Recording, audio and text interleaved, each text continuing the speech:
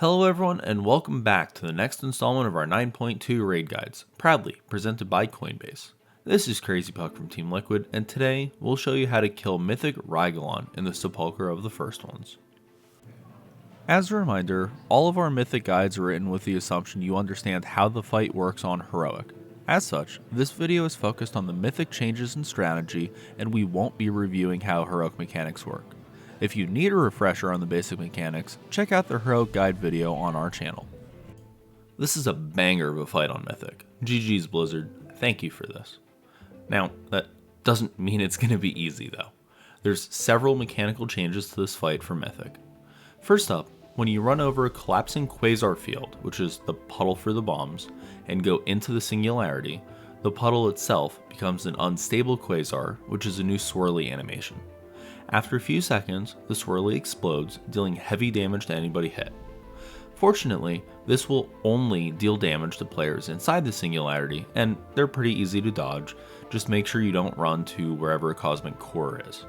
Speaking of the Singularity, the unstable matter orbs, the things that you need to kill to create the soak circles for Massive Bang, these can now only be damaged while you're inside the Singularity. The other mechanical changes turn this into a really intense healer throughput check. The cosmic cores that need to be soaked will now spawn in groups of 3.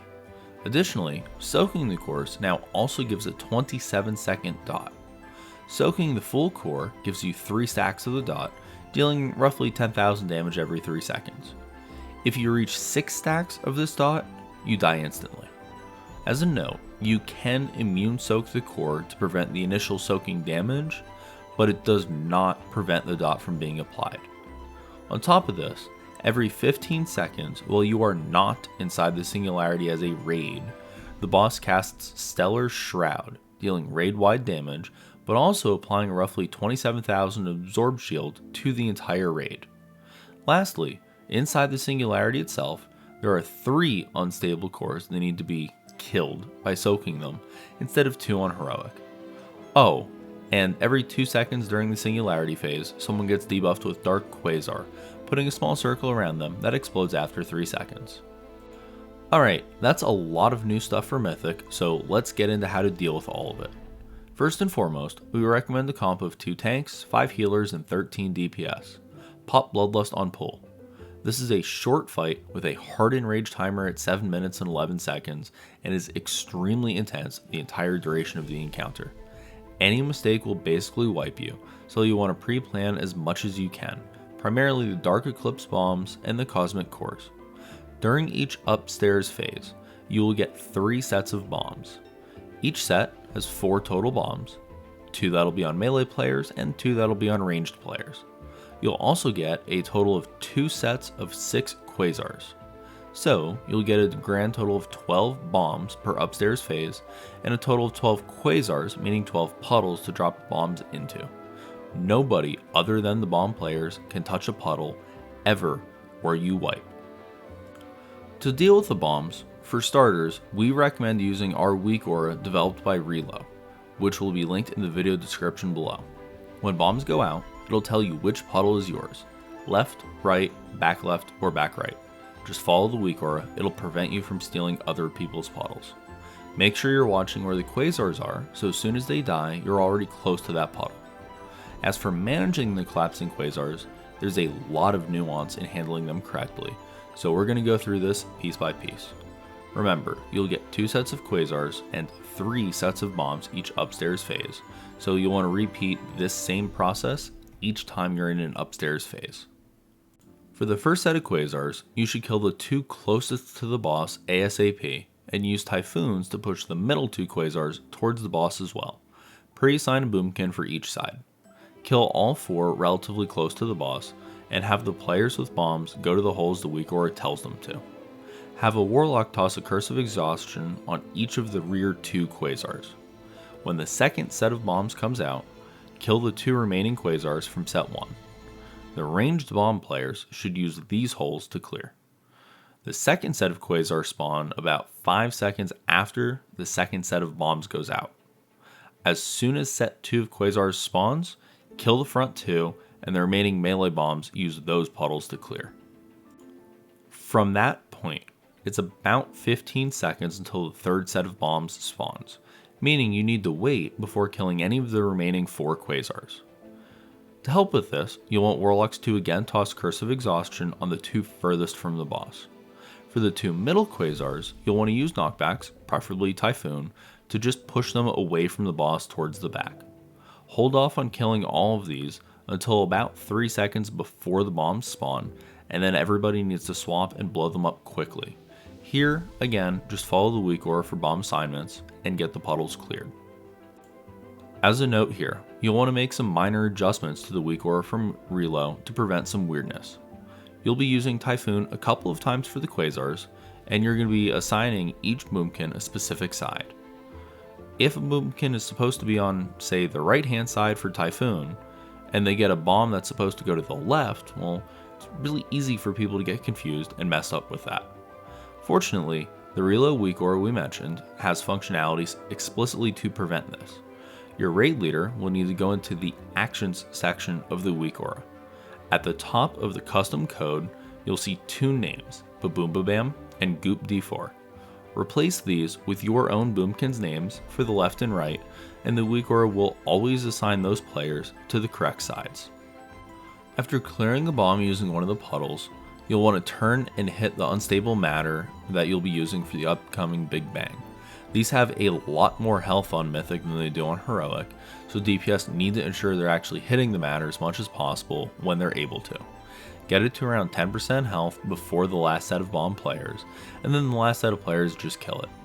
For the Massive Bang itself, you should pre-assign which player is going to which soak circle, so you don't have random deaths to multiple people trying to get to the same one. There are exactly 20 circles, 10 on each side of the unstable matter. Pre-assign this based on singularity groups, which we'll be discussing in a bit. While all that's going on, you'll also need soakers dealing with the cosmic cores. You'll get 3 total sets of cosmic cores to soak, with 3 cores per set. One will be in melee range, and the other 2 will be in ranged. We recommend pre-assigning a soak rotation, focusing on healers and tanks, since those players cannot be targeted by Dark Eclipse. Assign 2 healers and a tank for core set 1, another group of 2 healers and the other tank for core set 2. For set 3, you'll need 2 ranged to soak. We recommend Warlocks if possible because they're basically tanks anyway. Make sure to have backup just in case one of your assigned Warlocks gets a bomb. For the last melee core, have the last healer soak it. Ideally, make this either a Holy Pally or a Mistweaver since they'd already be in melee range. If you can't do that, a Rogue with Cloak works here too. After the Massive Bang, when the entire raid enters the Singularity, there's 3 unstable cores. 1 core will be near each side of the soak circles from the unstable matter, and the 3rd core will be towards the center of the room. We recommend splitting the raid in 2 groups here, melee and ranged. Ensure each group has exactly 10 players, and if you need to, assign a ranged player or 2 into the melee group to make sure that it's 10. Use these group assignments for the soak circles for the Massive Bang, keeping each assigned group to their own side. After the Massive Bang completes, everyone moves to the core on their respective sides. Have both tanks in the melee group, and bring Rygelon onto the melee group so that your melee DPS can have full uptime on the boss. For each Quasar that died during the upstairs phase, you'll see a small bomb on the floor in the Singularity. Running over these triggers a swirly that explodes after a few seconds. These will mostly be grouped on the melee side. Activate the bombs, dodge the swirlies, and then the melee team can stand on their core. Since this creates about a 5-second gap where the melee just aren't soaking their core at all, the ranged core will always die first. As the ranged core gets low, one tank needs to walk from the melee group to the ranged core group and soak the core's explosion. When the explosion is about to happen, the ranged group should use a gateway to move to that 3rd orb. During the 3rd one, while the ranged group soaks, the tank holding the boss should start moving to the next section of the room, near the next unstable matter you're going to be using. Melee just stays on the boss nuking him, while the ranged team finishes up the 3rd core. Remember to have a tank stay behind and soak that 3rd core's explosion. Whenever a player is targeted by the dark Quasar circle, they just need to get out of the group, wait for the explosion, then get back in. From here, it's rinse and repeat. You'll go through 2 more massive bangs and singularities.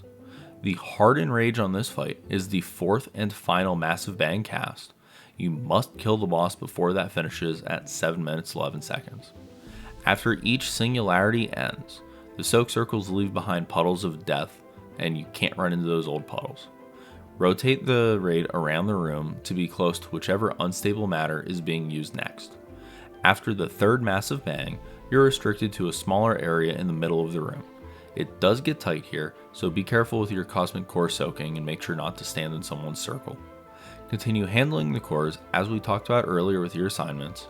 Handle the bombs and quasar puddles like we detailed, and healers just crank healing on the raid. Beat the enrage and bring down this boss.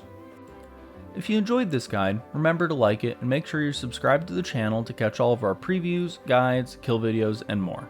A big thank you to Coinbase for making guides like these possible. From everyone here at Team Liquid, have a great day, and we'll see you for the next video.